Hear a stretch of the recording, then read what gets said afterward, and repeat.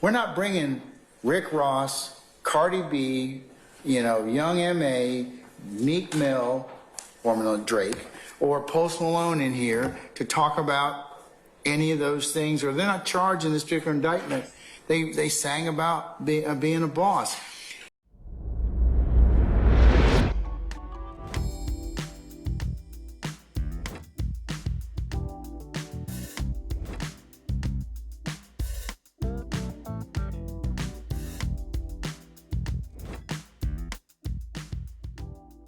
That's what they're saying. They're not getting to. They're not saying, they're not introducing it for character. They're introducing it for statements against interest or admissions of a party opponent. If they're wrong. Or adoptive admissions or co-conspirator admissions. For what crime? Think about it. What crime? Well, that's for the jury to decide whether or not they're introducing it for a number of reasons. They're introducing it not for crimes necessarily, Mr. Steele. They're introducing them to show different things like affiliation, gang, communication, okay, and other things that they have that they think are relevant for purposes of to prove their case. They don't necessarily have to show it's a crime. Okay, affiliation.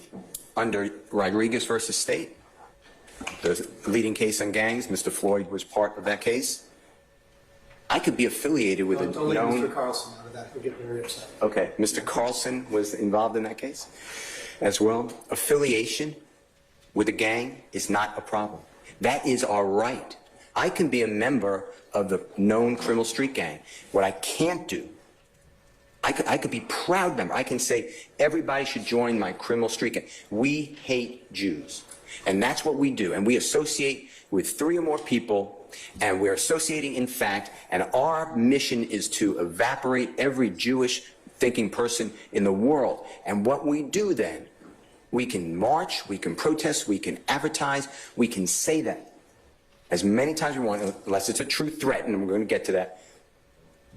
Unless somebody does a targeted, enumerated, statutory recognized criminal gang activity. That's the difference. And what we have here is using Mr. Williams' prolific, accomplished songwriter. And they pull out lines to say it's his character. He is part of YSL. Being part of YSL is not the problem. That's why you need to look at it. That's the protected speech. What the state does not do is what that case, United States versus Carpenter, that I just cited, and it makes you do, is we have to get into the specifics. It's not general. They're all general. On page 8 also, United States versus West, which is 209 U.S. District, Lexus 183007, Eastern District of Pennsylvania, 2019. That's not even a First Amendment case. The court discussed in that case that lyrics predicated on criminal behavior that was about to occur is admissible, not proof of past events if the past events could be just reported. And that's in Division 3, B as in Barry or Bravo 1. On page 9 of the state's handout of States 18. The United States versus Carpenter, now it's a different Carpenter, 372 F sub 3rd, 74, the Eastern District of New York, 2019. It's been cited by the state in this States 18 several times. And what Mr. Carlson said was, if Johnny Cash committed the crime in Reno, then those lyrics would be used against him. And that comes from that case. But that case also goes further, and it says it cannot be general. These lyrics cannot be general. They have to be specific in order to be admissible. And if you go then to page 15 of States 18, on the top part of the page, there's the same United States versus Carpenter. And in Division C, as in Charlie. Thank you. I was going to say Colette. Artistic, what the court wrote, and I should be quoting, artistic work that refers to a specific act or motive that can be tied back to the alleged crime can be highly probative. On the other hand, if Johnny Cash was charged with a crime not specific to his lyric, the prejudicial impact of using Cash's discussion of unrelated fictional crime is great prejudice and not probative value. That's why we have, what the state is saying, they're giving you, like, you use the word cookie, they're giving you like the crumb. They're not giving you the whole cookie in what they're telling you. On page, going back to page 9, on the bottom of State's Exhibit 18, they cite United States versus Heron, Herron, 2014 U.S. District, Lexus 63872, Eastern District of New York. In Division B, as in Bravo or Barry, the court wrote, I quote, "We are required in First Amendment cases to carefully review the record, and the reach of our opinion here is limited to the particular facts before us." And they cite Snyder, SNYDER versus Phelps, PHELPS, 315 Supreme Court, 1207 at 12/20/2011. But, Your Honor, in footnote 1 of United States versus Heron, what the state didn't tell you is that Heron conceded that the use of the videos as evidence was admissible for a relationship, to prove relationship between him and the other individuals, and it was used for a proper purpose. It wasn't even argued. You have no concession here. In footnote 2 of that same case, which the state didn't tell you, and I quote, the court wrote, it's a district court, "It should be noted that for the government to intimate during trial that defendant's speech itself constitutes criminal conduct would implicate the First Amendment." And that's what they're doing here. They're telling you we're not using the speech. They are using the speech. They are using speech for propensity. They are using. You keep saying that, but I disagree with you, Mr. How do you? Steele. I mean, because our appellate courts allow this particular type of association, not just barefaced lyrics or other things about gang activity, but if they go to a proper purpose, then certainly. But I disagree with you. It's propensity. They're not trying to do that. Well, I know that is the reason in my estimation, but you're the honorable court, so you make. I mean, we're gonna have to academically disagree. Oh, I understand. Okay. On States 18, page 10. That's again United States versus Carpenter. I discussed it. It's on page 15 as well, and I told you what the case really says. On page 10, on States 15, that's United States versus Cannon, CANNON, 753 F3rd 492 5th Circuit 2014. That was not even challenged under the First Amendment. That case is an insufficiency of evidence case. Mr. Steele, I have Westlaw. I can look up all this, and I've been kind of perusing these cases. So if you want to just if you want to distinguish something, just tell me what it is. I'll consider it for the reason that you tell me. Okay. Okay. But I've got Westlaw right now. All right, on page 12, you'll see of States 18 Ward versus State 339 Georgia PL 621 2016. That's not a First Amendment case. On the bottom of page 12, 402 24-4-402 specifically says, except as limited, all relevant evidence shall be admissible, except as limited by constitutional requirements, which is what we're doing here. We are challenging this evidence under the First Amendment. On page 14, the state cites United States versus Smith, 967 F3rd 1196 11th Circuit 2020. That's not a First Amendment analysis. They quote it, but it does not address a First Amendment analysis. And if you go to page 18 of States number 18, you will see on the top United States versus Smith. The First Amendment challenge was a First Amendment challenge to admissibility of a rap lyric, but they found it admissible because Smith used the same or similar gun in the video that was identified by the victim of the armed robbery and wearing the same exact sweatshirt as was committed during the armed robbery. We don't have that here. You have true words. You don't have anybody that I heard saying anything about, here is the gun. They're using terms that we will show you, with your court's permission, that are commonplace. Your Honor, the page 17, Carston, C-A-R-S-T-O-N versus State 310 Georgia, 797 2021. It's not a First Amendment case.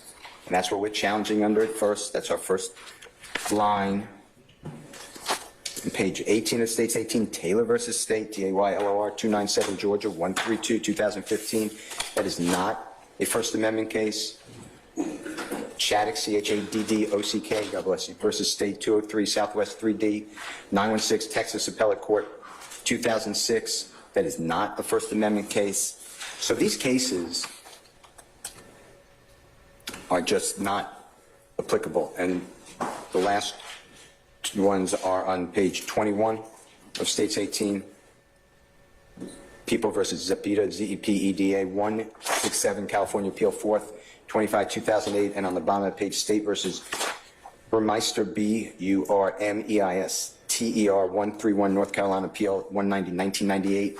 Neither one was a First Amendment case that was reviewed. The first one, People versus Zapata, that was tried to be reviewed on First Amendment grounds in appeal.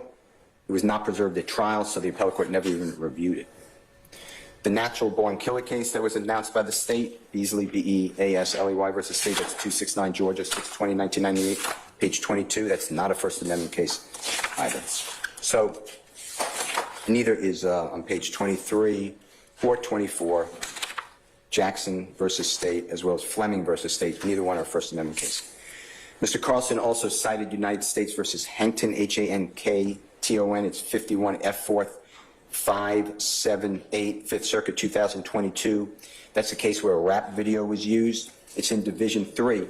What he did not tell you was what the court said when you keep asking about these are admissions, these are confessions, these are adopted admissions. Your Honor, what you're being told, co-conspirator statements, at the bottom of that division that they read to you, it says regardless, assuming the video clip contained hearsay, meaning there's no exception to it, and was improperly admitted, any error was harmless because the evidence against Mr. Hankson was so overwhelming. You don't just go to, it's an adopted admission. You got to get there fact by fact, issue by issue, word by word. The state is using the words. They are asking you to let in protected speech. And I'd like to discuss that with you now. Right?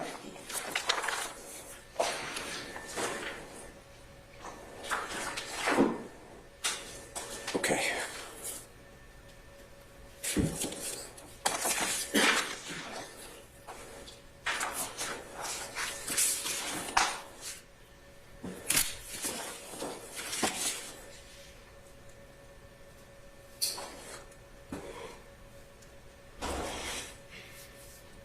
So, music, art, dancing, photography, they are all forms of speech that are protected. So a person in America can say, I hate Brian Steele, I hate criminal defense lawyers, I hate prosecutors, judges, police. They can do the opposite. I praise the United States of America, and other people can think that's outrageous. America's birthplace is on discrimination and prejudice and racism and wrongly incarcerating more people than anyone else, other country in the world per capita. But all those statements, all those beliefs are what binds us together, because we believe that we flourish when we can share ideas, even when they're repugnant, even when you don't agree with them. And what this hearing is about, the reason that all these people are still here, is because if you allow this evidence in, as competent evidence, you allow these words in, it's going to have a chilling effect if it's admitted wrongly. So that's why you have to go. You can't do what the state's saying. Oh, we'll just put up a few, and by the way, it's conditionally admissible, and then we'll show you others. You have to reason through each of the lyric. And what the state did not do, and it's their burden, they're the ones who are trying to get in the evidence.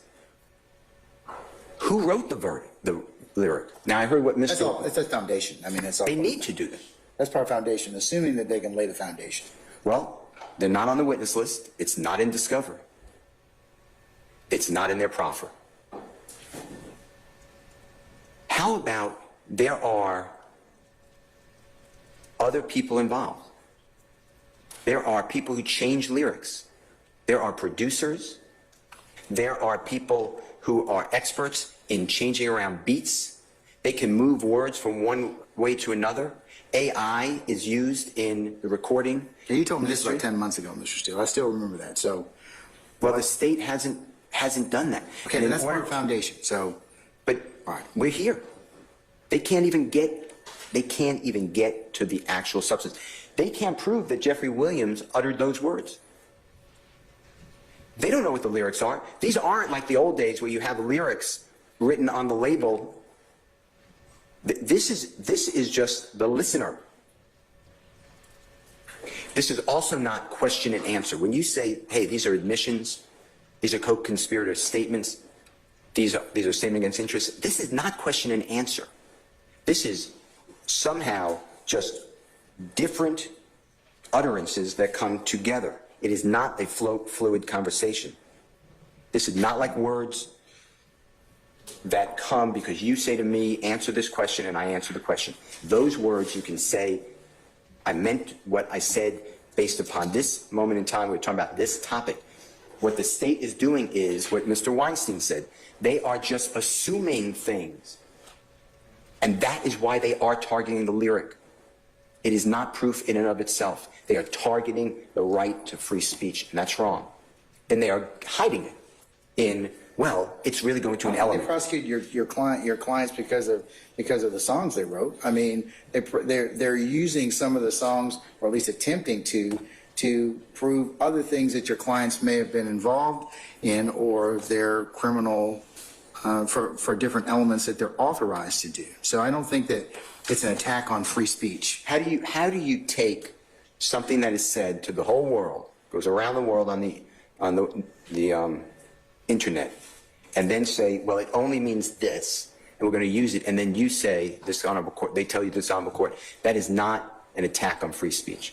Well, I guess They have to tie it. Yeah, They have to tie it. Okay, and I guess when the gang expert testifies, or that we get some more elucidation in terms of the jury, in terms of those particular things, that's something that the jury will consider. Well, let me tell you something, and it came up the other day with Mr. Matthews and myself, and I just happen to have it. This would go to intent, the mens rea. May I approach you on? Yes.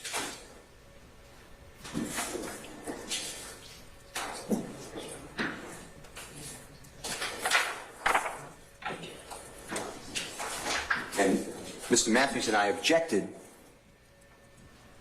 under 24-7-704 A and B when Investigator Viverito was talking about intent. And what the court just said is the expert can talk about what the lyrics mean. That's intent.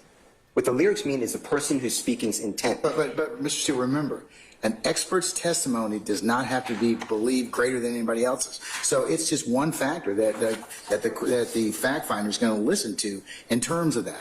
It's not something that carries the day. As you know from having tried scores of cases, that the jury usually gets an instruction about how they're to consider lay witness testimony and expert testimony, and they don't give any greater weight to that. It's dependent upon the circumstances. So that's why, unless it's a certain type of case, like when you're dealing with mental health or those types of challenges, that's why it can embrace the ultimate issue as to whether or not it's proven. But that's a jury question. That jury's going to decide that issue. But the state can't even get in the evidence for actus reus or mens rea because they can't comment on the intent. And if you look at page 6 of 9 of the case I just gave this honorable court, I'm looking at it right now. It's Purcell, P-E-R-C-E-L-L versus State, 346 Georgia Appeal 219, 816 Southeast 2D 344, 2018. On page 6 and 9 on the left-hand side, almost center, failure to make objections in Division 1. The failure to object to testimony that evidence was consistent with collision being intentional.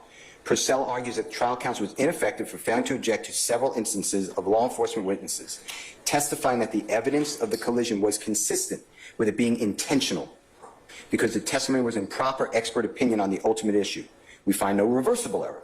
The new evidence code eliminates the former ultimate issue rule except as to certain expert witness testimony as set out in 24-7-704B.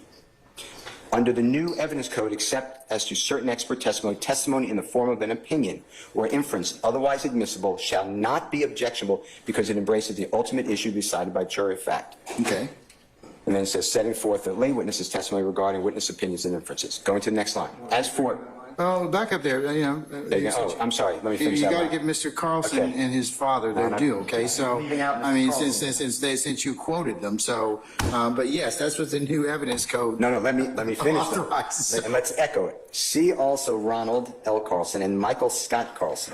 Carlson on Evidence, 6th edition, 2002. The next paragraph. As for expert testimony, OC, and this is what, Your Honor, is what we were objecting to.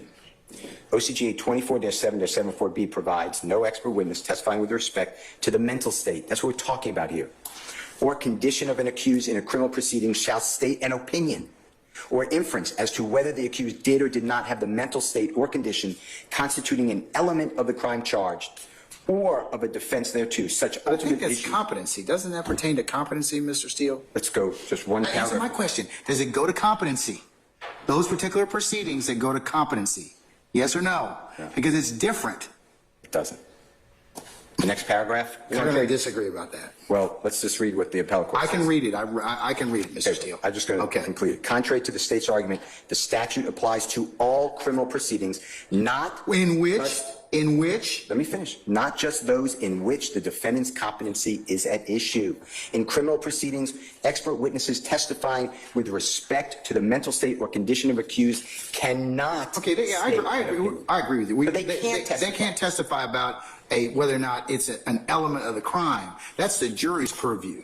But Right. if it bleeds over into the issues that they're testifying to, they can't testify into a Mental state. into the mental state in that respect. But that's a jury question. But but what has the state been telling you? Our expert will say this is what that means. The court has said twice today, the experts of the state will tell you what they mean. They can't do that. But whether or not, but Mr.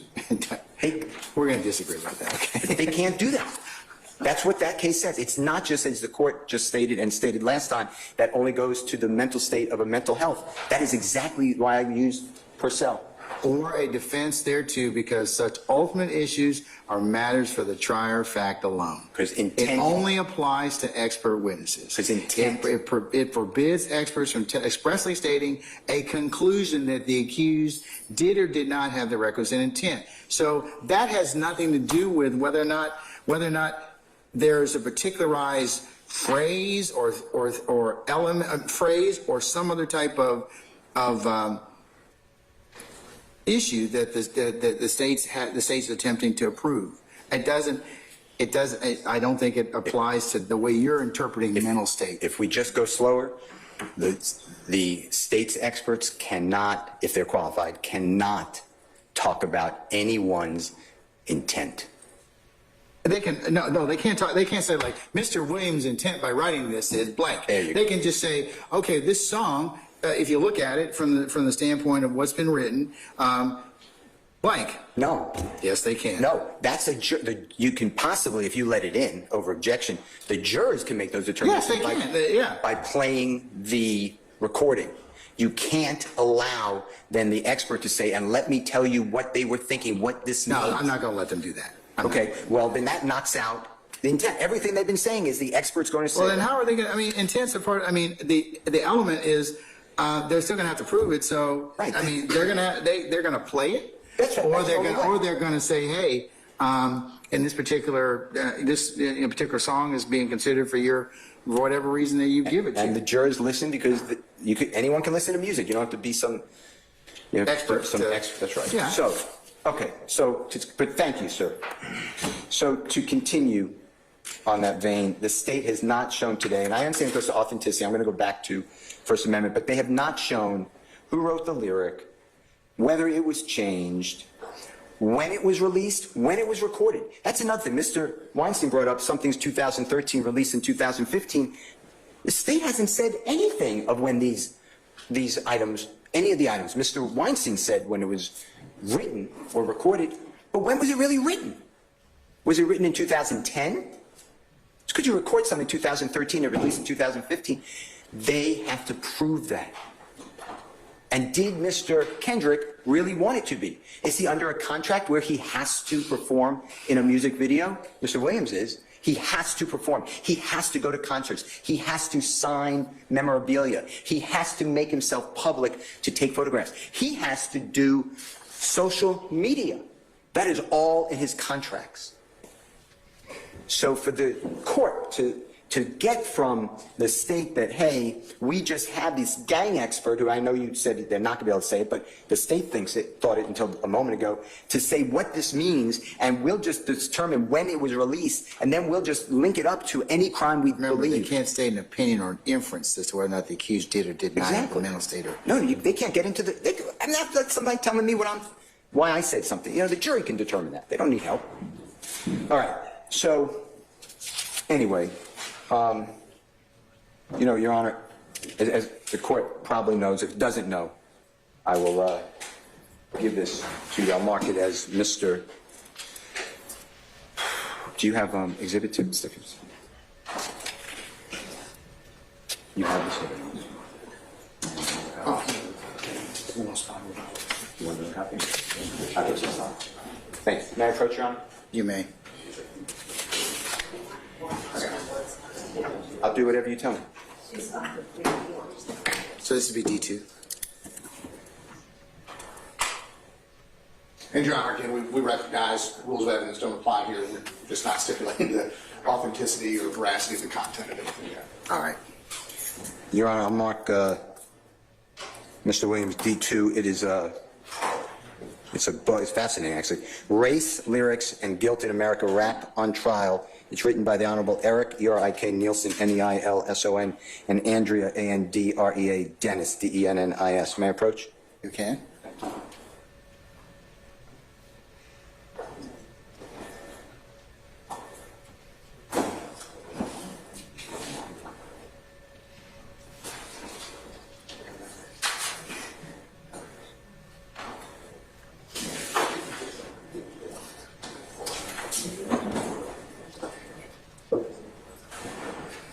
You can give it to Christina. I'll take that. Your Honor, in this book, you will see, and everything's backed up by peer-reviewed articles. Hip-hop is a more than billion dollar industry all over the world. It is the largest economic engine for people who come from depressed minority communities. It is hyperbole.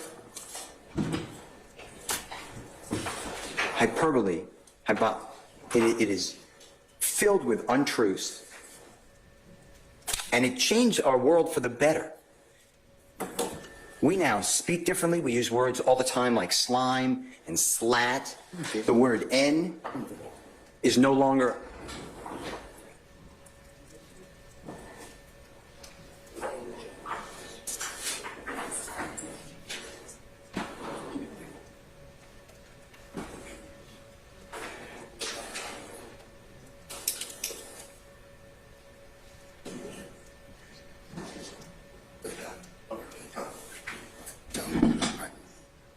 All right, go ahead, Mr. Steele. okay. Fashion has changed based upon hip hop or rap. Gang signs are commonplace. At the Super Bowl, we had a well-known person in the hip hop industry making signs with his hands, signifying the Crips in the past several years. And that's okay because it's America. You can make a gang sign. You just can't commit some sort of criminal street gang activity. And now the state wants to use all of this economic brilliance of Mr. Williams and others in this trial, and the court should stop it. The First Amendment, Your Honor, is the difference in America than most countries.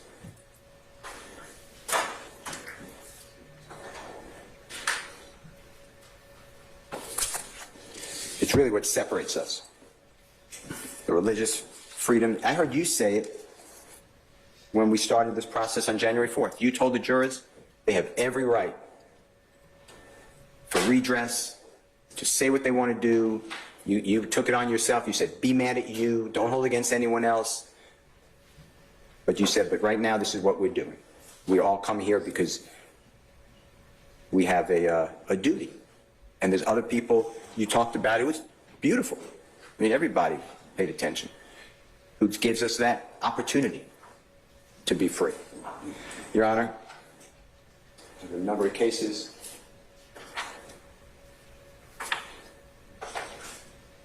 Familiar. May I approach, sir? You may, sir. You have the ability to freely walk around the courtroom. You don't need to ask me.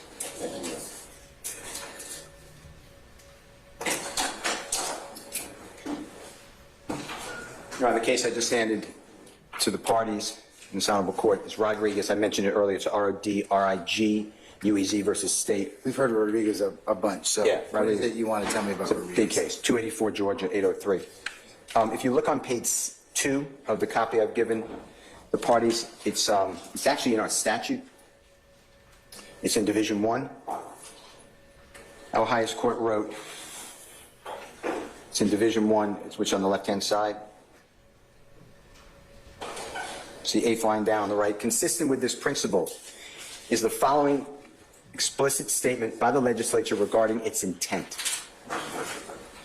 It is not the intent of this act to interfere with the exercise of the constitutionally protected rights of freedom of expression and association. The General Assembly recognizes the constitutional right of every citizen to harbor and express beliefs on any lawful subject whatsoever, to associate lawfully with others who share similar beliefs, to petition lawfully constituted authority for a redress of perceived grievances, and to participate in the electoral process. I am skipping the rest. I mean, I could read it, but I'm skipping to the last page, Your Honor, 7 of 7. It's in Division 4. It's on the left-hand side. Our highest court wrote, contrary to appellant's further contention, OCGA section 16-15-4A, as properly construed, does not directly or indirectly infringe upon the First Amendment right of freedom of association. The act of associating with compatriots in crime is not a protected associational right. To support a conviction, the accused must be shown to have conducted or participated in criminal street gang activity through the commission of an actual criminal act. Mere association is insufficient. OCGA 16-15-4A comports with due process requirements because it punishes conduct, not association. It does not unconstitutionally criminalize membership in an organization because the statute does not impermissibly establish guilt by association alone. Moreover, the right to association does not provide protection to those organizations that commit a felony. Criminal gang activity is not protected activity, even when committed by a group exercising a constitutional right to free association. In this case, Your Honor, what we have here is Mr. Williams' association with others is what the state is saying without committing an act. They are saying because he is singing about it, he is now part of a crime. No, I don't think so. I Yes. think that they're using his particular lyrics for other purposes. They're not, like I said, they're not criminalizing the fact that First Amendment's not on trial. What It's purpose? not. It's not on trial. But what purpose are they using for? They're using it to show the issues that they're allowed to do by statute. Specifically, though. By 16. No, specifically. They are using his words to say he is a bad man. No, they're Who not. is They're part- using his words to show that he's involved in a gang in contravention of count 1 in this particular indictment. But that's a general statement. No, look, if it's for a particularized purpose, If they can show particular, I agree. But they don't do that. they just come out and say, he rented a car that was used in the killing of Donovan Thomas. Do you realize that Mr. Williams is not charged with the crime of murder? It's in the indictment. They didn't charge him as a party to the crime. They separated that. They didn't even allege it as a predicate offense. Remember, Mr. Steele, evidence can be used for different purposes. It's not that they're using this. You're absolutely right. I can't show, you can't show guilt by association. You can be a member of a gang, and certainly, you can certainly say things, have opinions, be, prolific in written speech, acting, dance, and other things without, because they are protected by the First Amendment, but you can't do things that would be criminal in nature, and then, because then they wouldn't be protected speech. I agree with Or that. acts. But that's what you have to do. So you have to go lyric by lyric and then link it up. And that's what the state did not do. They're giving you broad statements in the state, and there's others. In 303 Creative LLC versus Lenis, E-L-E-N-I-S. Well, they're telling me how the statement or the particularized, the admission, the relevant portion, and the admissible against. Now, whether or not that is, the jury believes that, or whether or not it's admissible under a threshold issue is what I'm asked to being considered today. They've still got to show foundation. They still got to, prove, hey, you sang it wasn't changed, it's attributable to your client, and then it's got to be admitted for a proper purpose. Well, he doesn't necessarily have to write it. He may adopt it. It may be a tacit admission. So it just really depends on the circumstance. So this is a preliminary threshold that they're asking me to look at. It's still going to be subject to, I would say, several objections or potential objections at trial. Well, the first one is the First Amendment, and then I have a habit of doing this.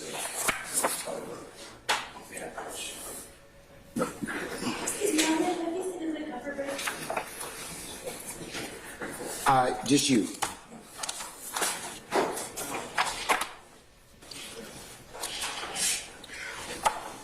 Why don't I just recess in place? Deputy Ingram?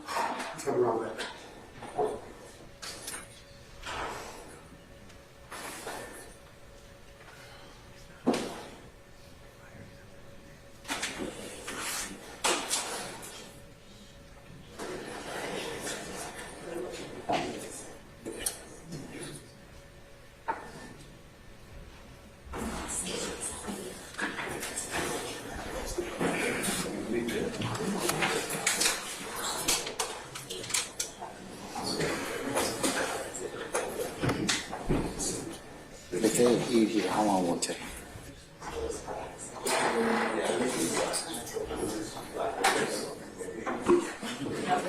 Okay.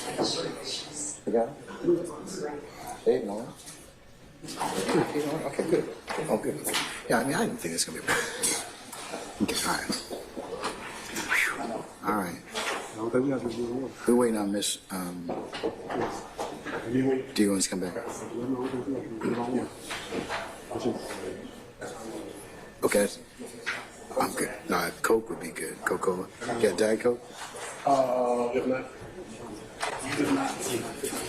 No, I'll just take it. If they got anything, Diet, Mountain Dew.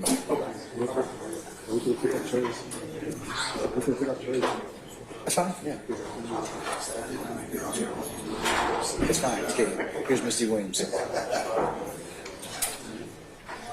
All right, do we have everybody back, or is anybody missing? All right, Ms. D. Williams, you good? Yes, sir. Okay, all right. Okay, Mr. Steele, you can continue with 303 LLC, Creative LLC versus Atlantis. And that's 143 Supreme Court, 2298, 216 Lawyers Edition 2D 1131. It's a 2023 case. It was decided June 30th. Okay, what's the caution on it? This year. Pursuant to the top of the case. I don't know why. Caution as of 8 November 2023. That's when I printed it. I cannot tell you. I'll look at the caution. I mean, it's our highest court, so I'm not so sure. 303 Creative LLC versus Atlantis E-L-E-N-I-S. I will answer that question, though. I didn't even notice that. Thank you. All right, so what do you want to tell me out of this case? What page? If you go to the very bottom of page 9 on the right, All right. our highest court wrote, the framers designed the free speech clause of the First Amendment to protect the freedom to think as you will and to speak as you think. They did so because they saw the freedom of speech both as an end and as a means. An end because the freedom to think and speak is among our inalienable human rights. A means because the freedom of thought and speech is indispensable to the discovery and spread of political truth. By allowing all views to flourish, the framers understood we may test and improve our own thinking both as individuals and as a nation. For these reasons, if there is any fixed star in our constitutional constellation, it is the principle that the government may not interfere with an inhibited marketplace of ideas. If you go to the next page, Your Honor, which is 11 of 46 of the copy I've given this honorable court, and the parties on the left-hand side. Page what? 11 of 46, next page. The left-hand side, the final paragraph. Okay, this is the website cake matter that. Yeah. Yeah. Okay. All right. It's not a criminal case though.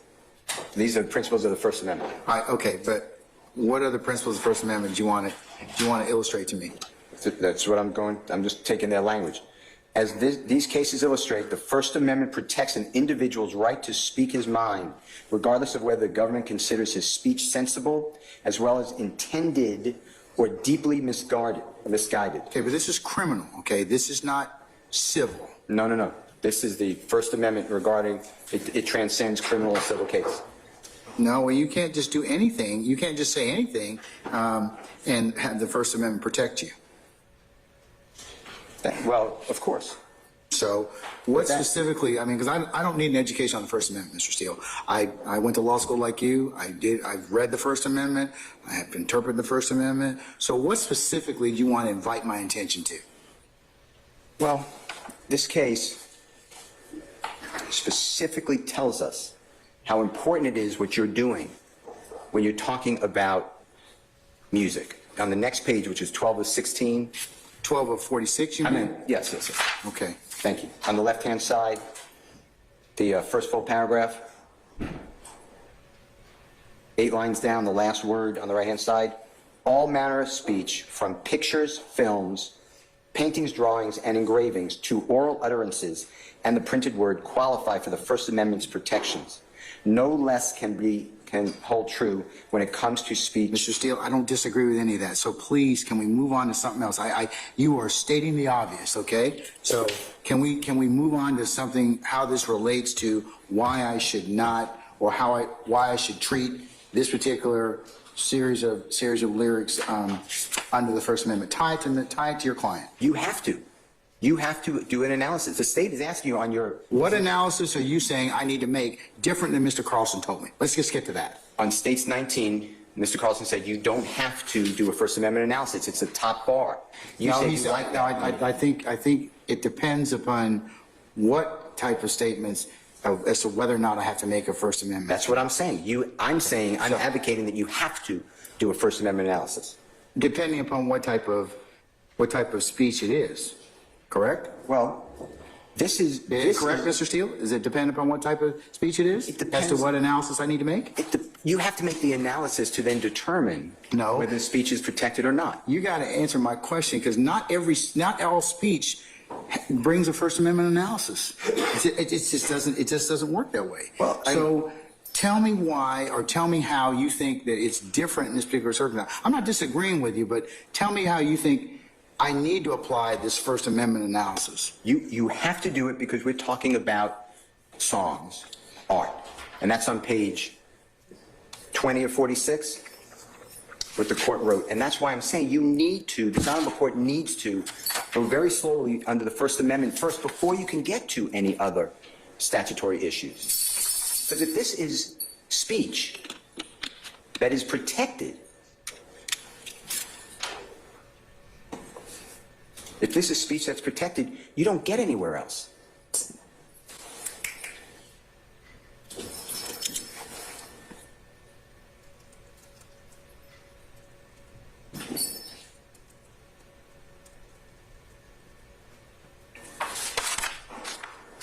So, my point is that I disagree with States 19 that there's 2 lines. It's 1 line, but it goes through the First Amendment. They're not separate lines. And the state is trying to get you to ignore that you need to do a analysis under the First Amendment. And I'm advocating that you need to go lyric by lyric, video by video, to determine, and the state shouldn't be doing, oh, we'll just tell you some and we'll do others, because we're going to have to do this during trial. Because these are protected until you say they're not. No, they may not be protected, period. But who I mean, makes that that's the thing, Mr. Steele. I mean, so. But how would you know? You make that determination. You're armed with these cases to determine what is protected speech. So you need to do that. Here's 2 other cases, sir.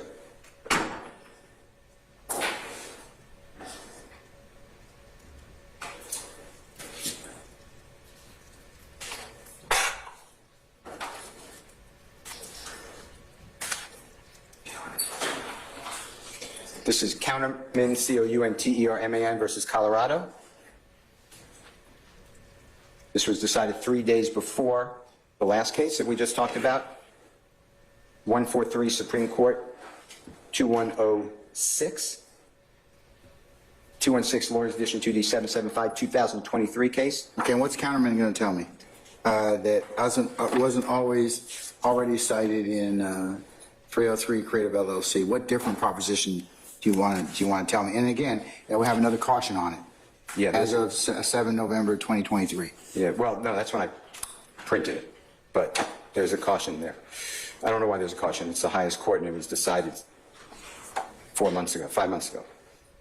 So what is it you want to tell me about this? So this is a criminal case, to answer your last question, which I don't think it's a difference without a distinction. But this is a criminal case. This is a stalking case, and this broke new law. Because now the U.S. Supreme Court, in a 5-justice majority opinion, said you need a mental state of the speaker. For the first time, and What they... page does that show up on? If you turn to page 4 of 42. 4 of 42? Yeah. Okay, all right. The very top of the page, the last word on the first line, on the left-hand side. The question presented is whether the First Amendment still requires proof that the defendant had some subjective understanding of the threatening nature of his statements. We hold that it does, but that a mental state of recklessness is sufficient.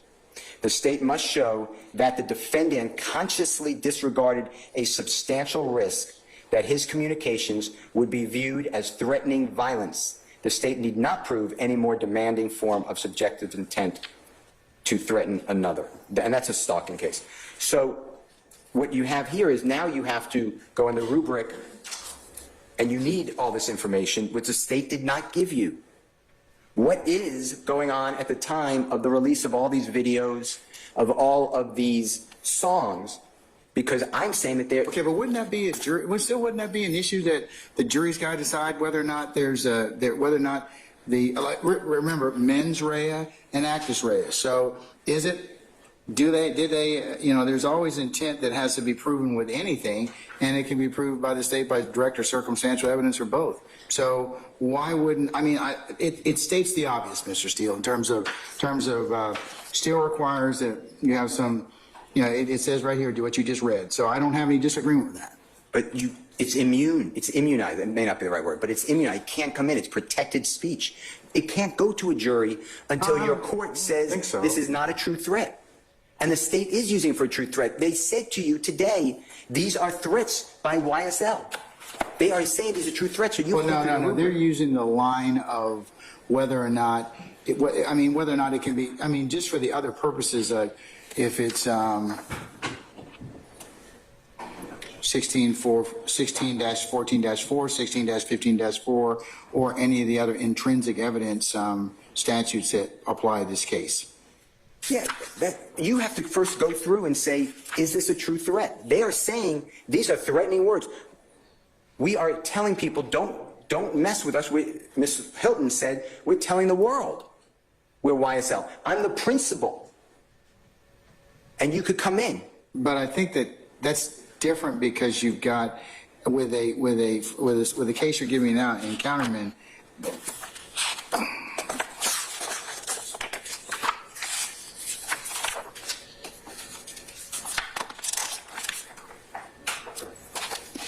you got a stalking statute, right?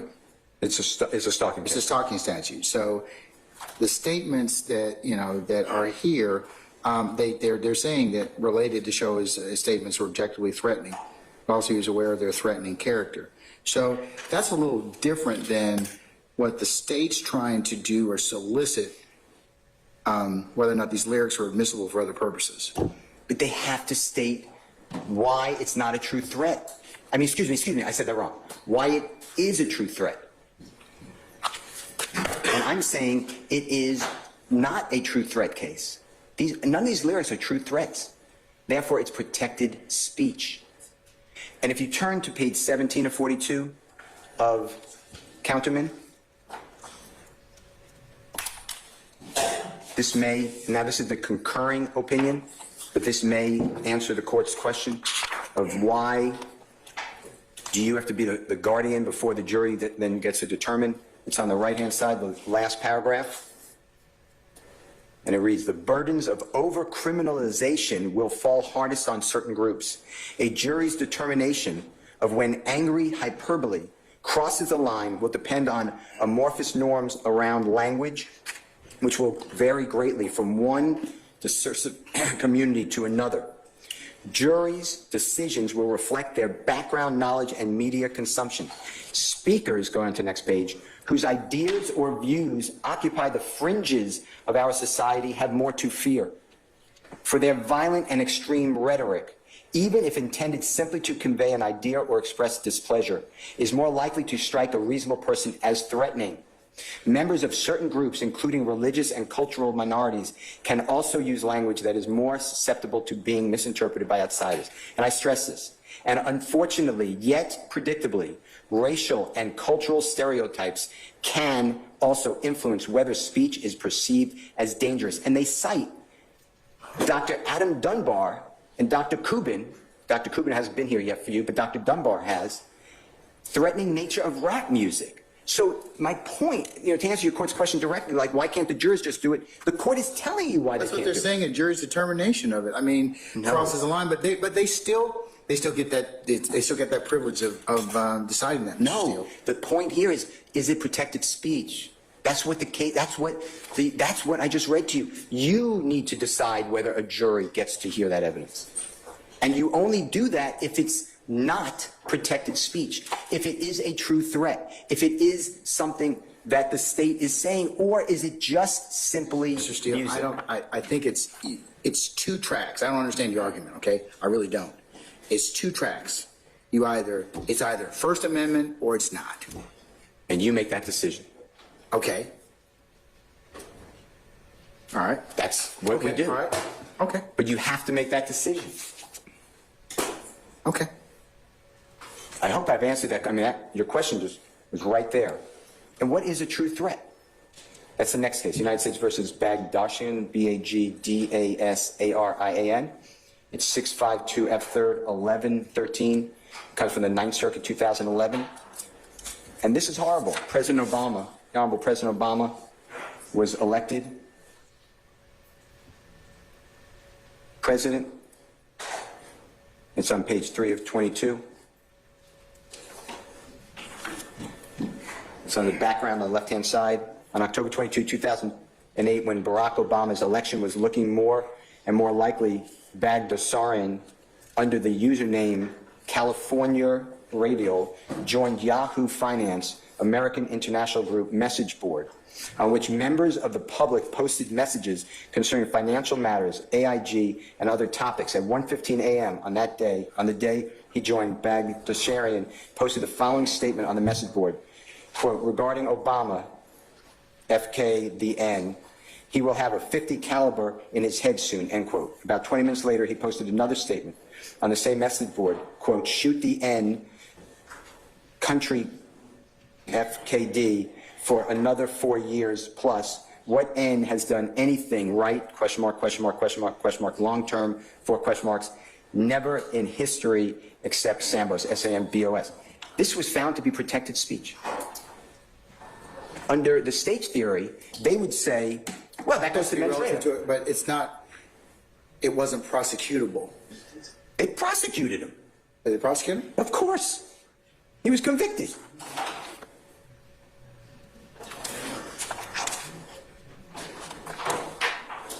He was convicted of 18 U.S.C. 87983.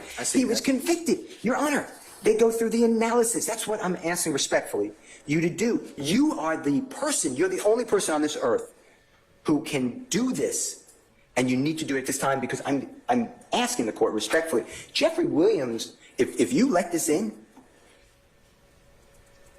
nobody should ever say anything to anybody else. Because the state of Georgia went through with all their resources and picked out little, they don't give you you have not listened to the whole song of any of these. You don't know the context. You don't know the next line. The words are good as the company they keep. The state is telling you this is mens rea. It doesn't, they can't say whether it's mens rea. The jury makes that determination. What they should be able to say is Jeffrey Williams told KC that he wrote this song about the killing of Mr. Thomas. That is competent evidence. That is the confession. That is the co-conspirator admission. That is the admission. But what they're doing is not that. The state is making the determination. Judge, we have these violent lyrics and we have these violent allegations. So therefore we want to merge them together and let the jury decide. And that's exactly what the U.S. Supreme Court says cannot be done. Because that's not America. Okay, and you're right. I have to let it in. I have to decide whether to let it in, whether or not it's going to go for a proper purpose. So you're right about that. I don't have any issue with that. Well, first, is it protected speech? And the state, my point, I sat here intently listening. There's wonderful people and lawyers representing the prosecution. They never gave you the information to be armed with getting it in. They need to bring it. I moved to exclude it as protected speech. I'm not asking for any category of, I don't remember what Mr. Carlson said, but it was far-fetched. I'm not asking for any somehow carve out. I'm saying that I would do it if it's a book writer or if it's a teacher. These are words. And the words in America get to be protected unless, of course, they're not. Now, certain words you don't even need to do First Amendment. If you're in, like what you're doing now, and I answer questions to you directly, that's not a First Amendment. That's not my beliefs. I'm answering your questions. We're having a conversation. I said that. But when you're going into somebody's mental state because they're rhyming words to beats and making people feel good about them because they play them all over the world, that should not be interfered with unless the prosecution meets their burden to show it's not protected. So this is a great case about, is it a threat that Ms. Hilton talked about. The last case I gave you, Your Honor, which was the Counterman case, they have great about incitement. You know, when you're inciting people to do things, go out, I'm going to tell you this, go out and go to January 6th and go to the Capitol. Those are not protected speech. If it's to incite somebody to do a crime, I agree with that. I'm not trying to say that criminality somehow gets immunity because you said it in a rap lyric or you say it in any setting. I'm saying in this setting, in this case, without a connection, I think you called it nexus earlier, maybe not today, but earlier, unless there's some sort of direct connection to show, hey, this is the confession, that's the state's theory. So it should not be used. Your Honor, moving on, there is a trend here.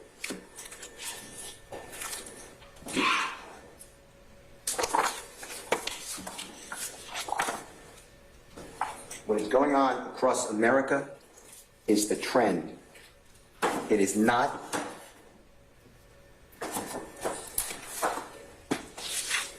fair for you not to be alerted to this. God bless you. In California statute, it's 352.2, admission of creative expressions. They passed a statute Mr. Steele, that's not relevant for my analysis. It really isn't. I mean, just because other states are doing whatever, I have to apply Georgia law to these facts and circumstances, and the law as it relates to our highest courts that I'm required to do. The fact that another state may have enacted another particular statute is not really my consideration at this point in time. I'll go fast, and Louisiana did the same. But how about the fact that there's a federal bill pending? What does that have to do with this case? You don't want to know that this has been attacked. These rap cases. This is the case we find ourselves at this point in time. But don't you want to know that this is going on across our country, and the legislatures got involved to say you need to do this analysis?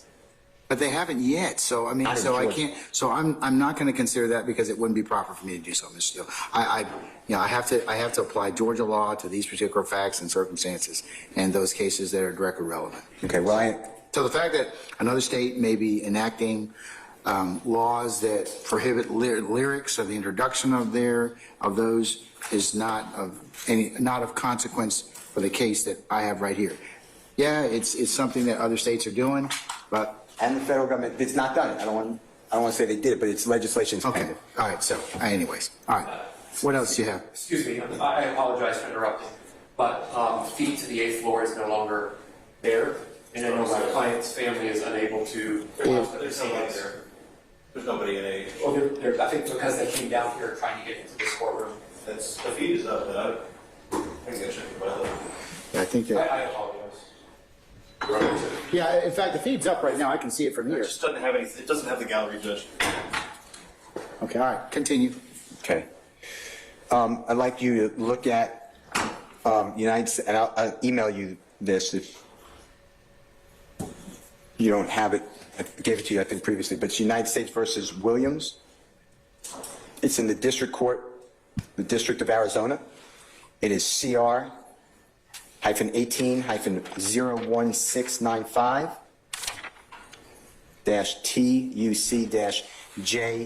TUC-JAS. The district court adopted the magistrate court's order, so it is the district court's opinion now. And this went through exactly what we're talking about today. And in the discussion section, the court discussed the First Amendment.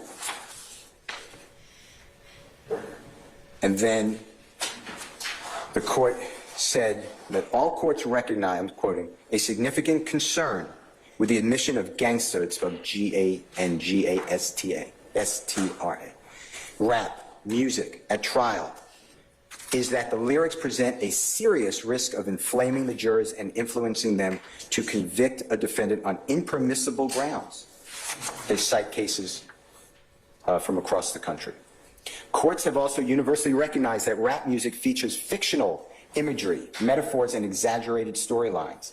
As a result, it is difficult to identify the probative value in fictional or other forms of self-expressive endeavors because it cannot be presumed that the author has acted in accordance with the views that he wrote about. Repeatedly, rap music can mislead or confuse the jury because it will become a feature of the trial and overshadow the acts giving rise to the charges. Thus, the risk of inflaming and influencing jurors to the point of compromising a defendant's right to a fair trial is a significant factor to be considered in determining whether to admit rap music. The probative value of rap lyrics is greatly reduced when it is unknown, and these are all the things we've been talking about, Your Honor. 1, who wrote the lyric? 2, when the lyric was written? 3, when the song was actually recorded and perhaps edited, and or when they were uploaded to YouTube or similar social media. In fact, the inability to differentiate between fact and fiction is intensified when the author of the lyric is not known. The government plans to explain ambiguous lyrics and not the individuals who wrote the song. That goes to foundation. Wouldn't you agree? Well, it's under 432. No, but wouldn't it go, I mean, if the states, and wouldn't that be subject to objection? I mean, Yes, yeah, okay. I'm objecting. No, I mean, when the evidence is presented, if they can't show who the person is that wrote, the author of the song, and like you said, if it's been edited or changed, and the like, and it doesn't fall within some other particular exception, it's foundation, right? It's, I mean, I'm not saying, I mean, look, Yeah. anybody worth their salt is just not going to say, okay, hey, here's a snippet and it's admissible. No, they've got to get in there. They've got to get in the other things that would lay the foundation for that. I thought that's what we're doing today, though. They didn't do it. No, this is a preliminary. The state's asking me for I'm, preliminarily. They've asked me, and if you look at what they've asked, Mr. Steele, they've asked me to apply Georgia's written evidence statutes as written, conditionally admit particularized lyrics, conditionally admit pending lyrics, and deny your defense motions. However, Mr. Carlson did mention earlier that, of course, this is subject to foundation. but my motion is being heard. I have a motion to exclude. I raised all this. Okay, yeah, but it pertains more so to the preliminary issue, and it's not that it's not going to be subject to other things. I mean, so, Mr. Steele, you'll still be given depending on whether or not how I rule in this particular case. I still would believe that you would have some other objections if the state didn't lay an adequate foundation. I may be called to rule upon some whether or not that's been properly met. But this presupposes that the state, can lay some other foundation as to the things you've just aptly pointed out. And get around the First Amendment. Of course. All right, and this, in the same case, Your Honor, from District of Arizona, they talk about, it's in Division 2. Is this a federal case? Yeah, Federal District Court from Arizona. So it's for persuasive authority, correct? Oh, yeah, it's every case that the state cites you except for Georgia cases. All right. And U.S. Supreme Court, yes. All right. In Division 2, the court goes through a very detailed analysis, which is what I'd like you to do under 403. We have a tremendous, this is not the case of What page is that? 69. Analysis? Page 69? of 101. 69 what? Of 101? Yeah. I'm going to email you this if that's okay with you, and I'll email the party. Why don't you email everybody that, and I can take a look at it right now. Okay, let me pull it up.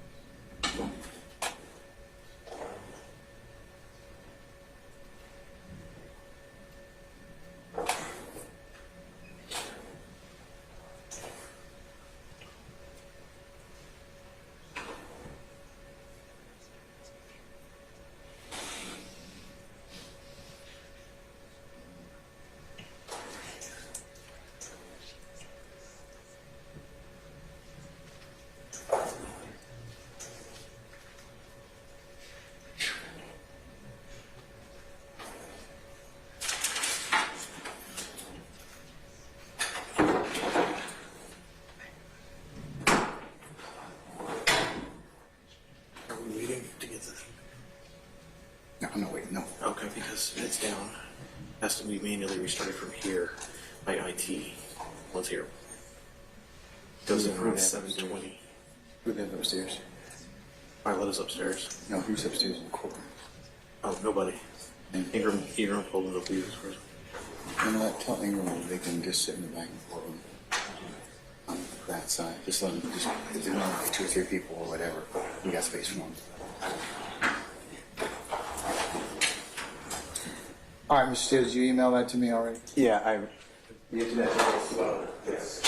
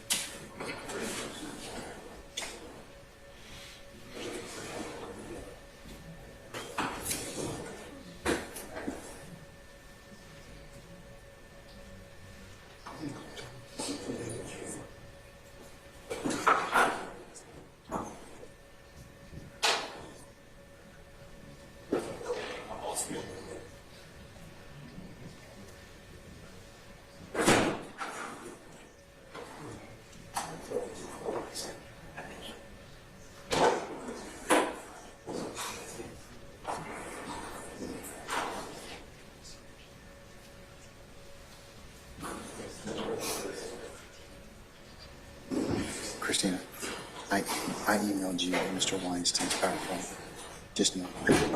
I emailed you Mr. Weinstein's PowerPoint just now. Okay. 5 slides, yeah. Okay.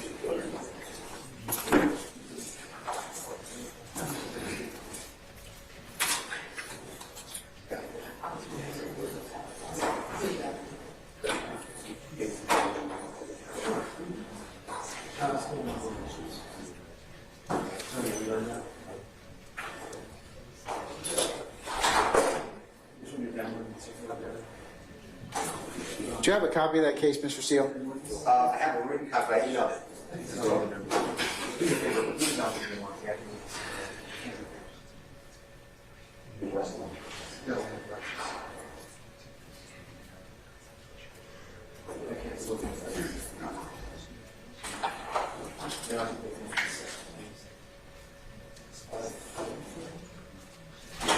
Mr. Steele, I'm not getting it right now, but do you have a Westlaw site? No, I have the original site. You can get it from. But I have the site. Yeah, I have the site. What am I talking about? It's You want Westlaw? Yeah. I don't see Westlaw in here, but it's 120. Oh, that's wrong. It's 2002. Well, I have a Lexus site. Is that okay? I don't have You don't have Lexus? a Lexus Okay. site. But the email should come through. And I sent it to Mr. Kern separately because I left him out in the first one. Did you get yours? What is the, Okay. Is that 543? just give me the Yeah. citation, Mr. Steele. You said 5 what? 5? No, he was talking about something else. It is, I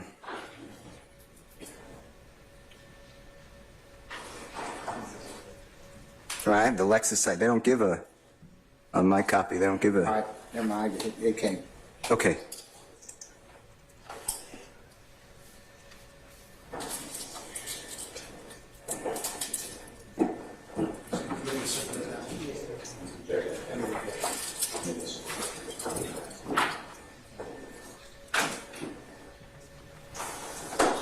What page, sir?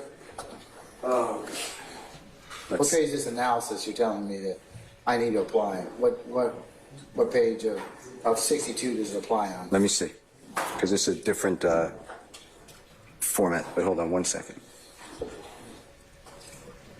Your Honor, there are 2 cases from a similar time period there under Williams from that same federal magistrate. I just want to make sure that the state is aware of which date case. The one, yeah, there's. It's the one you have. The one that's decided on December 9th, 2022, file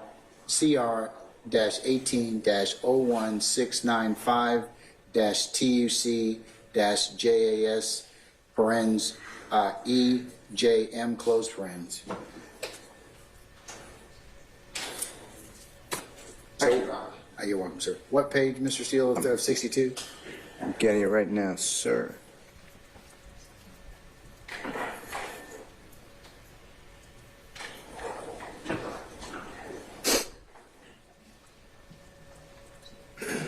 Mr. Steele, I think you cited this when one of your experts was testifying, so. I did. I think I gave you the case, You actually. did give me the case, so, yeah, I seem to recall it now. It's on page, if you want to know, it's on page 37 of 62 All right, on the right-hand side. let's go on to that now.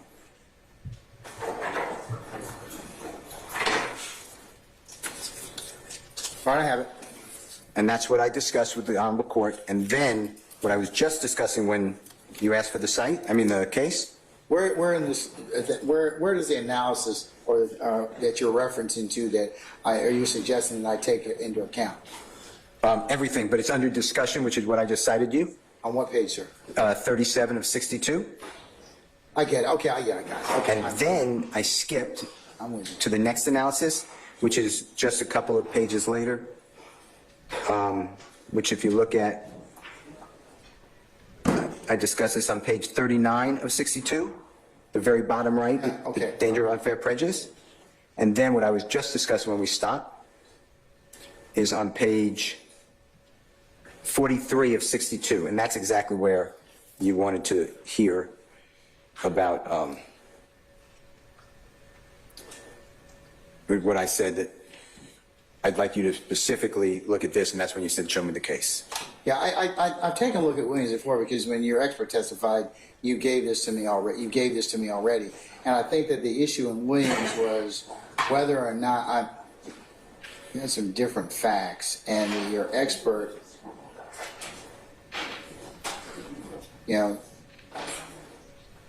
was testifying to this particular agent's experience or lack thereof in interpreting rap lyrics. So that's part of it. And the other thing is the lyrics are heard differently based on the listener. I do remember that. The lyrics do not mirror or exhibit an unmistakable factual connection to the charged crime. So that's something that when I mention that nexus or other things that the state has to be able to prove. So it's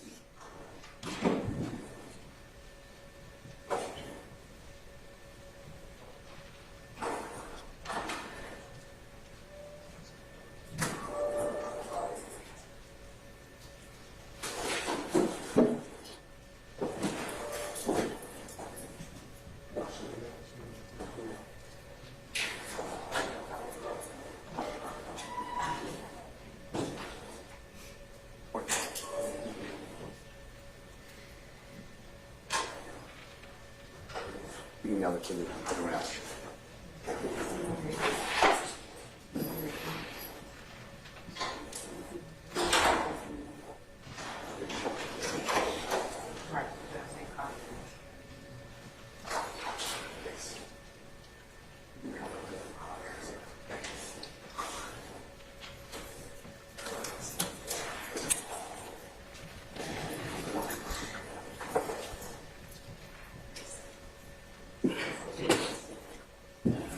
Doug, did you email it around to everybody? Did you email the 2 cases to the judge and everybody? Me too? No. Could you send me one? Send me both. Thank you.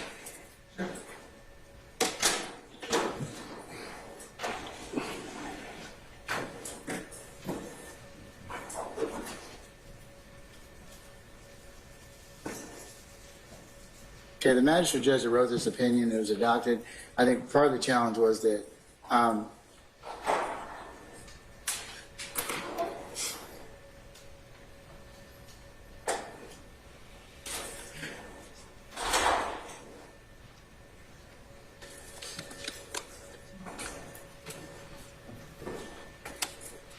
author of these lyrics was not known. Government wanted to use the lyrics as the defendant's confessions of the charged crime. Lyrics were so highly inflammatory that there's great risk that a jury would convict the defendants for impermissible reasons, and thoroughly admissible rap songs and videos. And then they used Agent Parkinson and Professor Nielsen. Had the potential to become a feature of the trial and overshadow the acts and give rise to the charges. And so they didn't think that this particular testimony was helpful to the jury. They thought it was going to be the judge wrote confusing and or misleading to the jury. That's 403. That's what I'm saying. And what the state said in their proffer, Your Honor, if you think it through, and it's in Division 2 of the page I just gave a sample according to the parties, they said that they have they have recordings where Mr. Eppinger is calling people to ask whether Mr. Williams approves the killing of Mr. Bennett. They have recordings of Mr., and I forget his name right now, about killing Mr. Bennett, Mr. Myrick, about killing Mr. Bennett and asking Mr. Williams for permission. They have 191 overt acts. They have 191 overt acts. Do we really need to spend all this time on these videos and lyrics? And that is under Division 2 of the case, United States versus Williams, that we're discussing, and it's on page 43 of 62, and the court excluded the lyrics and the rap songs and the videos. And that's what I asked you to do. So it's 403, not only the prejudicial value substantially outweighs any probative value, we have the same issues that are lined up in Mr. Williams' case, and when I say that, not Mr. Jeffrey Williams, the case in Arizona, where we don't know the author, when it was written, the lyric, and what it applies to, and it's generic. These lyrics are generic. They're not specific, going back to the Second Circuit case of United States versus Carpenter that we discussed earlier that the state cited. And then, Your Honor, this will add great delay. When we have a trial introduced, these are a lot of lyrics. That means a lot of songs. The jury's going to hear all those songs. We have two experts on this. If to add to a trial that's going to take, there's no, in my opinion, not going to be 3 months. It's going to be a year. That is going to be a substantial part of the year. So I ask you to evaluate it. If it even comes in, if it even gets through First Amendment protection, please look at it under 403 for that analysis as well. And that's what they did in the Williams case. That's why I gave it to you. And that was decided, as you said, December 9th, 2022, and then adopted by the district court. The next one, Your Honor, and it was emailed to you, I believe, by the Honorable Doug Weinstein. I asked him to, and I thank him. And that's Commonwealth of Massachusetts versus Gray, G-R-A-Y, I apologize. And that is 978 Northeast 2D 543, 2012 case from the Supreme Judicial Court of Massachusetts. And what the court held in that case, and you should have it on your email, is... I do. Okay. And this is in Division...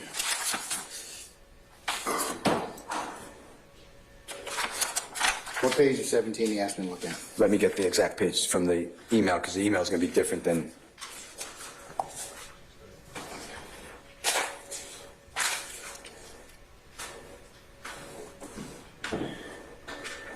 Okay. This will be, it's Division 3, and that should be on page... Let's see. Is that the rap video? Exactly. On page 14, bottom of the page. Thank you, sir.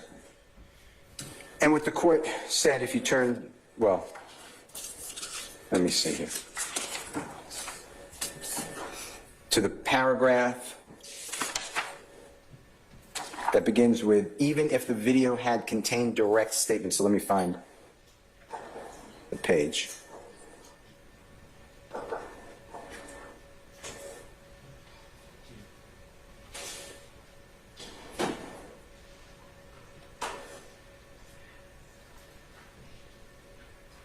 Okay, it should be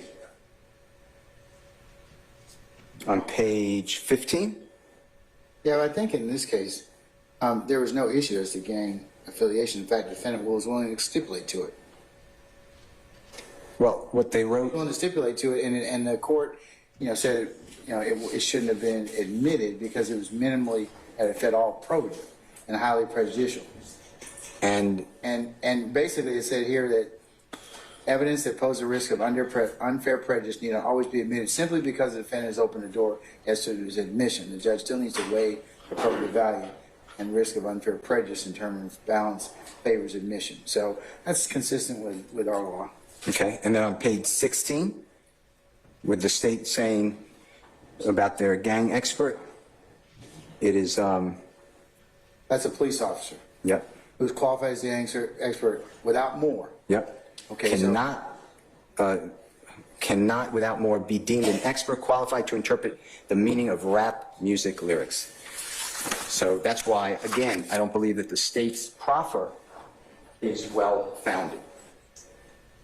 And then the last case for now I'd like you to see, and this is also recent, this was decided October 20th, 2023. It was emailed to you. I ask the Honorable Doug Weinstein. God bless you. It's United States versus Donald, D-O-N-A-L-D. And that is... I have it, sir. 2023 Westlaw 6958797. And this is the Western District of Connecticut. It was just decided. And I have to find out where in the email. But it's in Division 6, Rap, Music, Lyrics, and Video. And let me just find that.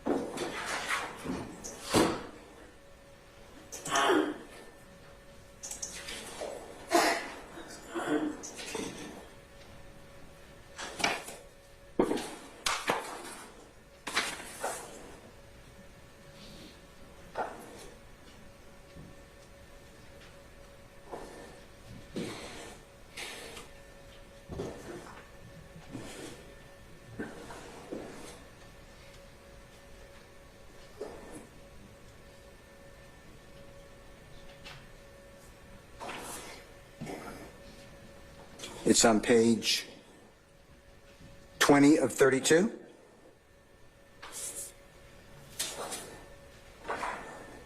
It's Division 6 rap, music, lyrics, and video. I got it. And then on the 1, 2, 3, 4, 5, 6, 7th, it's actually on the next page. 7th, it's on the next page, the third paragraph. So it's on page 21 of 32. It starts with the issue of prejudice. It doesn't tell me anything that Georgia doesn't tell me.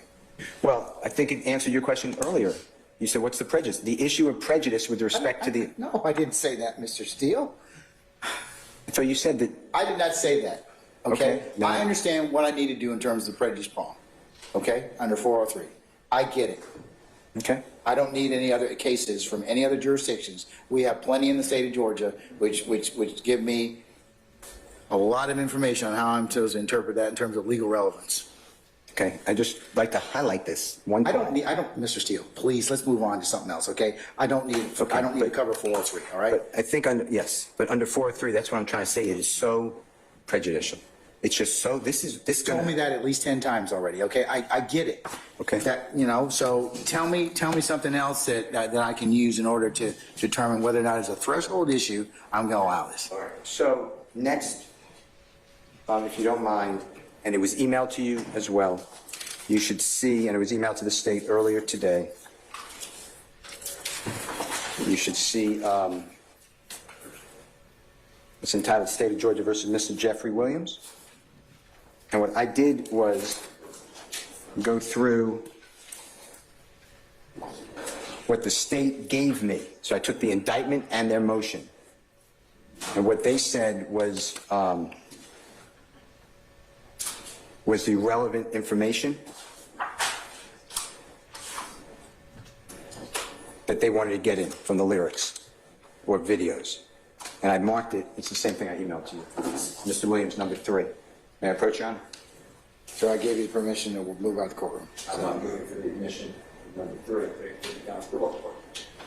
It's a thumb drive, but it's what I sent to everybody. I sent it to prosecutors earlier today and the court just now. And I'll consider, it'll be considered under 104 analysis. So the first lyric, and you could read this yourself, but this is pretty spelled out, and with the court's permission, Miss. You got four, it's a, for lack of a better word, just a chart.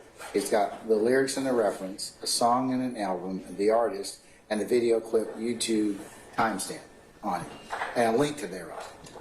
Going from references from Capo to Big Dog Assist to Wed Rings and Red Bottoms to Snitches, Kill You, Shoot Up, Clean Kills, Switches on Our Blocks, Smoke You Like a Blunt, O Setup, Drug Reference, Bodies on Bodies, Murderous Wet Blood, Pistol Gun, Red Bandana, Head Honcho, FN's Choppas, and that's Charlie Hotel, Oscar Papa, Alpha Sierra, King Cobra, I'm the Principal, Boss, Perfect Leader, Sir Codeine, Shoot You, Anti-Police, Mixed Red and Green, Syrup Reference, not gang reference, Run from Police, Killing Cops, Mob Ties, Red Like Elmo,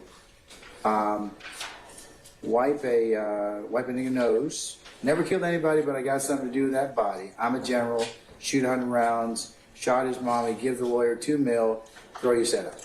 Okay. So these are the lyrics that are at issue. So I spelled them out for you and the parties. I took them from the state's motion and indictment. And the first one is from the motion, and it's number 1. And the lyric is, I was a capo in the hood way before a plaque or a mention. And we gave you, as you said, you could just click on it, the YouTube site for the video so you could see it yourself. But then I gave you how common these words are, this theme is. And if, with Miss Edwards' permission, if she can share the screen, Your Honor? Okay, the Zoom link ended. But, Your Honor, if you just take some time and look at it, which I know you do, but the next one, underneath where I have the first one of Jeffrey Williams, and I quoted the lyric that the state wants, is Capo. It's El Capo album, Jim Jones. And if you click on it, you will see that that other artist says similar things. The next one, I quote it. Feeling like Jim Jones, N, I'm capo. Money man did that. Next one, my other capo is in big A blank S conglomerate called Death Row Snoop Mother blank Dog. That's Toss It by Tupac. The next one is Capo Head Honcho on the song and the album Phoenix by A$AP Rocky. Okay, but what does that have to do with, the state's not going to show me all these, or it's not going to hopefully show the jury, and hopefully you're not, these other particular songs, so they're not really relevant for the matter in question. Aren't they? Say again? Aren't they, though? They're not. The state is saying, Your Honor, these words are so particularized that they go to this crime. No, they don't. You have to look at them in context, and you're also looking at it from the sense of whether or not Jeffrey Williams authored this, or and the other circumstances that go along with it. Don't you think it's relevant that calling yourself a capo, that the state stood up here earlier today and said, I was a capo in the hood way before a plaque or a mention, and that means that it's organized crime. You heard all that. Well, capo, common meaning, they could certainly can mean the head or leader. And that depends on what a jury decides to give it in terms of meaning. But if it's so prevalent in this industry, that's what I'm showing you. I'm showing you that it's sung about the same type of topic. But the state's trying to say that it may go to Mr. Williams either being a leader of this particular entity.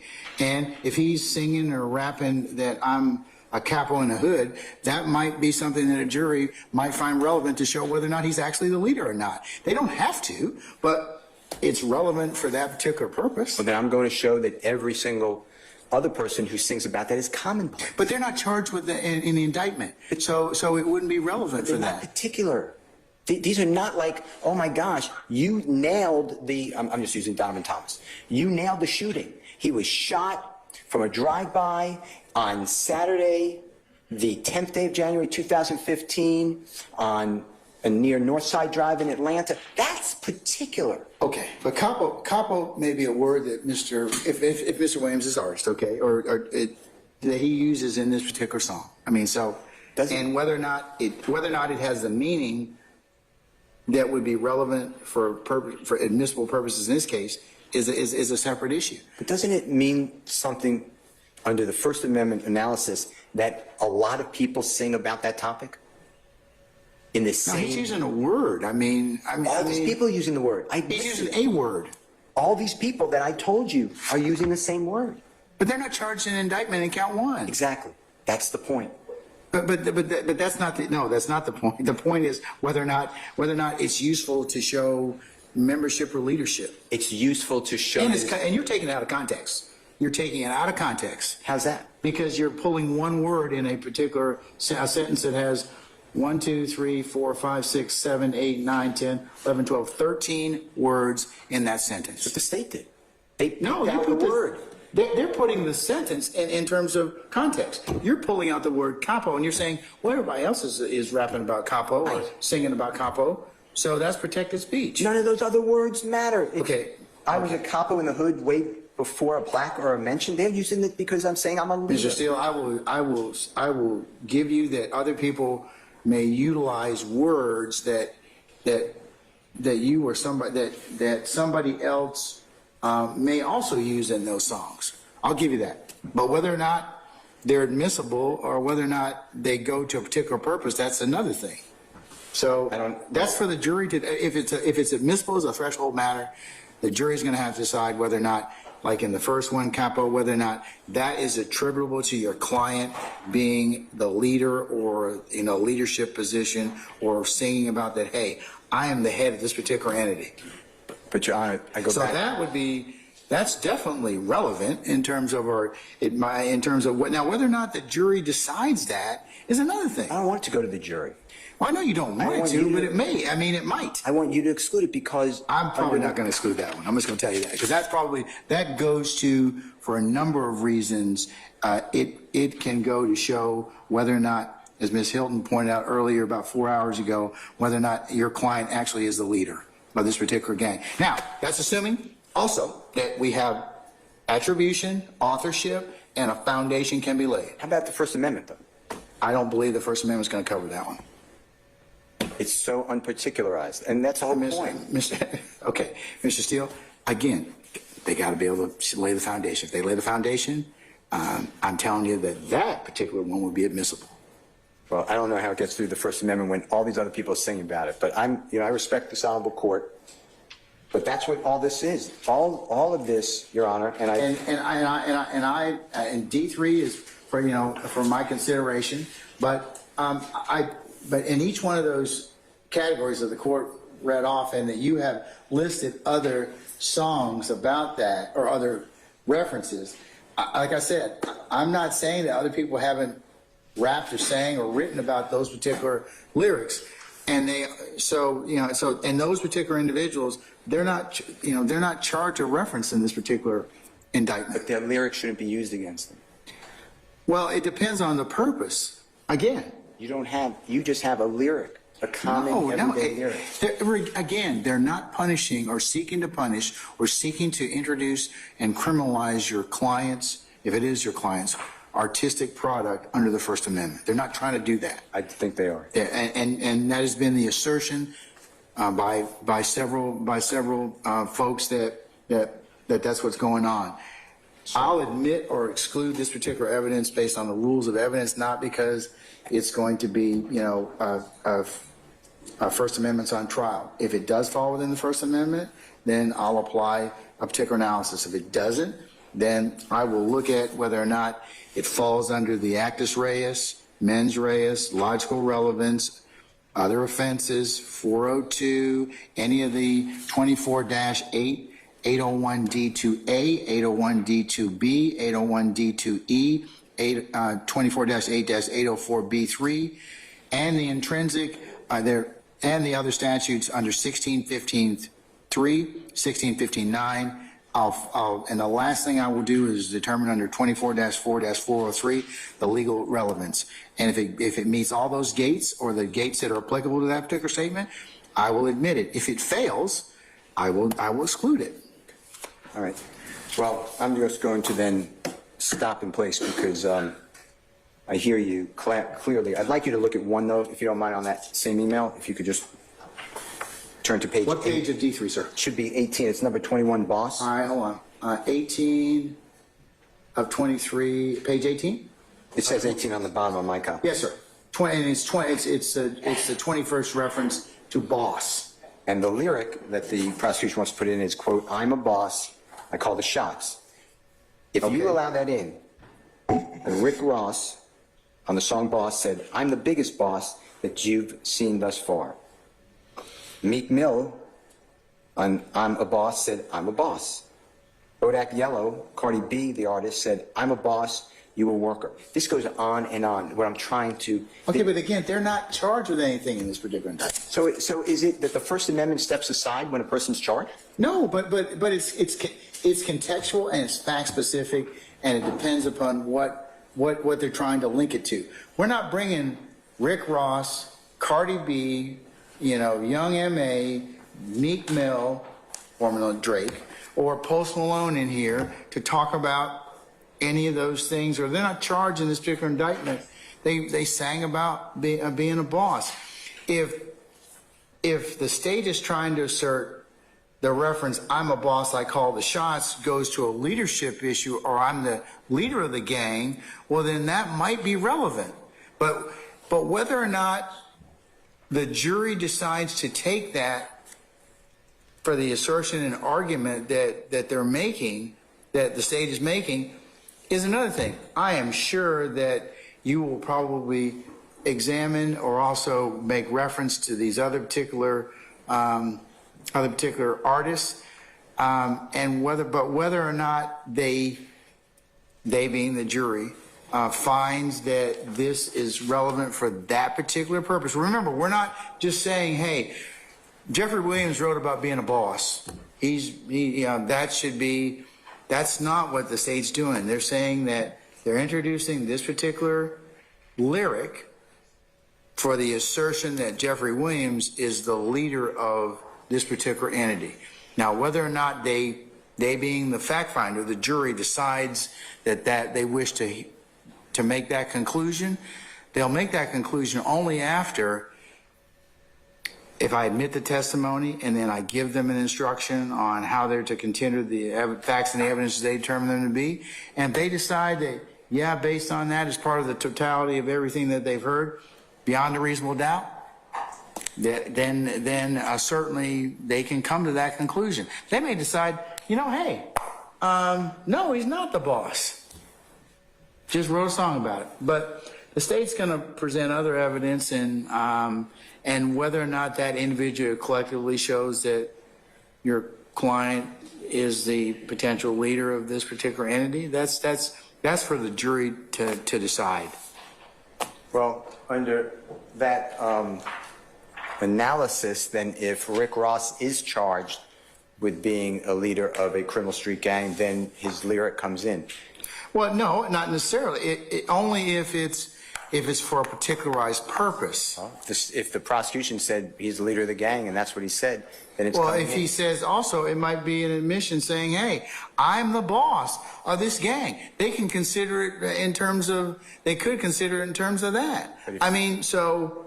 But if you think that through what you just said, and I respect it, Your Honor, but then everybody who in this realm is performing music and saying those words can be used in a criminal case. I don't think, I mean, you're going to have your opinion on that, Mr. Steele. I'm bound by what's been presented in this case. I certainly can't give you my personal opinions on it, but but in terms of the state's, I'm laughing because we're being timed out on a lot of stuff that my computer just decided to want to restart. So,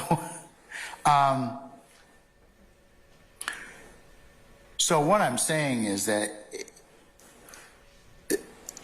as much as you think that they're trying to criminalize or they're trying to admit statements that would be otherwise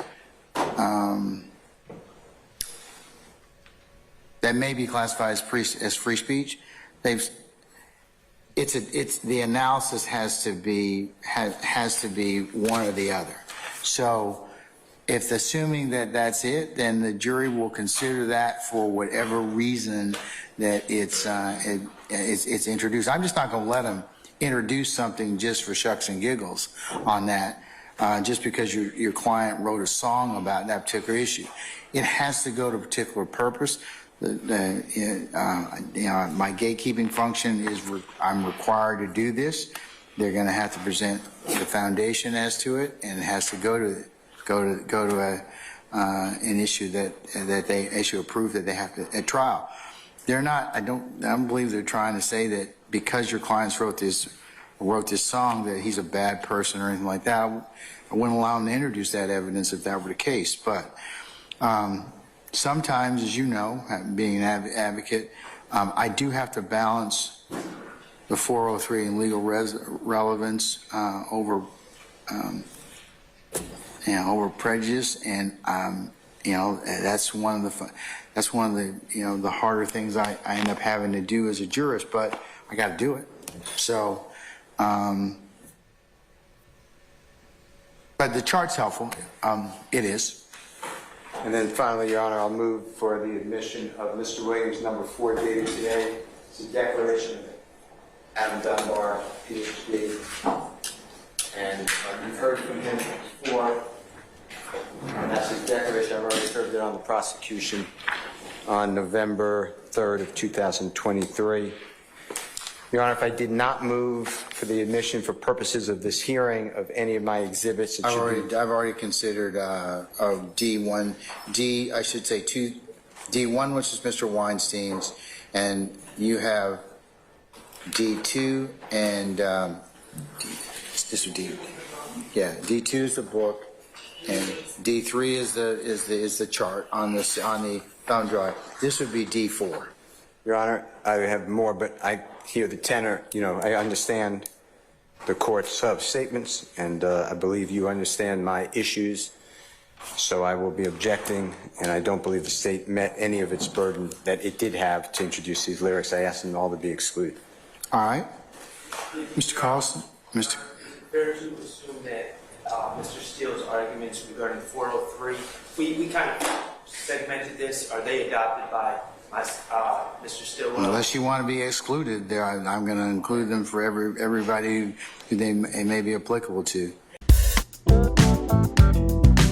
Hit that like for a deal with Christian. Yo, for a deal with Christian. Smash that bell for DWC. Yo, smash it. Just smash it. Hit that like for a deal with Christian. For a deal with Christian. Smash that bell for DWC. Yo, smash it. Just smash it. Hit that like for a deal with Christian.